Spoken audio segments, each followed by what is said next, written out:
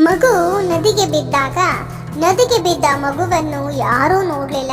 ಆದರೆ ಕೃಷ್ಣನ ಕಣ್ಣು ತಪ್ಪಿಲ್ಲ. ತನ್ನ ಕೈಯಲ್ಲಿ ಮಲಗಿಸಿದನು ಆ ಮಗುವನ್ನು. ಬೆಂಕಿಗೆ ಹತ್ತುತ್ತಿದ್ದ ಮಗು.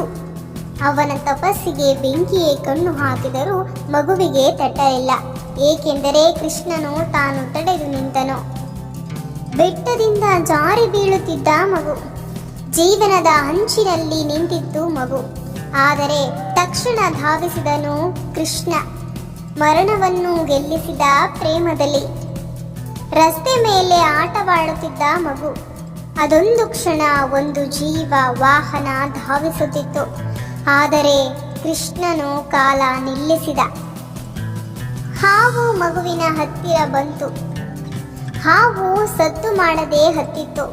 ಆದರೆ ಕೃಷ್ಣನು ಅದಕ್ಕಿಂತ ಶಕ್ತಿಶಾಲಿ. ಅವನು ಮಗು ಮಾತ್ರ ನೋಡಿದನು. ಮಗುವನ್ನು ಕಾಪಾಡಿದನು. ವಿಷಪೂರಿತ ಆಹಾರದ ಹತ್ತಿರ ಮಗು. ಅಜ್ಞಾತವಶಾತ್ ಮಗು ವಿಷ ತಿನ್ನಲು ಹೋದಾಗ ಕೃಷ್ಣನು ಪ್ರೀತಿಯಿಂದ ತಡೆದನು. ತಾಯಿಯಷ್ಟು ನಿಭಾಯಿಸಿದನು. ಮಗುವನ್ನು ಕಾಪಾಡಿದನು.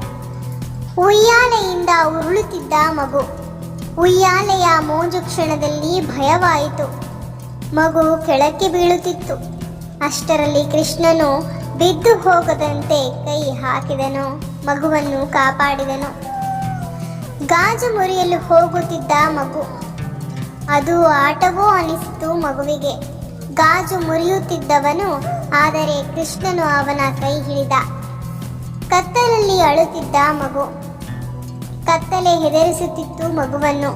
ಆದರೆ ಕೃಷ್ಣನು ಬಂದನು ಬೆಳಕಾಗಿ, ಆಶ್ವಾಸಕವಾಗಿ. ಮಳೆಯ ಹನಿಗಳಲ್ಲಿ ಅಳುತ್ತಿದ್ದ ಮಗು.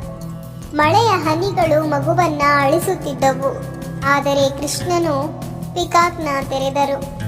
ಪ್ರೀತಿಯ ಛತ್ರಿಯಾಗಿ